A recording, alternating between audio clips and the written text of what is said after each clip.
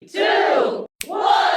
Hello everyone! For today's video, mag-gift wrapping tayo ngayon. Guguluhan na kaming dalawa kung paano ba talaga namin i-arrange tong dami-daming pagkain. Ako yung taga-cut at siya naman yung taga-hati ng mga food. So bawat isang klase ng pagkain, nilalagyan talaga namin yung bawat set, guys. Kasi alam niyo na mahirap na. Baka pagdating dun, mag-away-away pa yung mga bata. Kasalanan ko pa ganon. Kasi guys, bawat taon talaga namin to ginagawa. Kasi hindi talaga pumapayag si mama na may isang taon na hindi kami makakagawa nito. Kakamatay sa konsumisyon, guys. Kasi pagdating doon, ang daming bata. Mas maganda dito, guys, kasi nakikita mo talaga sa mga mata ng mga bata. Natutuwa talaga sila, guys, pag pagkain yung binibigay namin. Alam niyo naman yung mga bata, pagkain lang, yun na. Sapat na!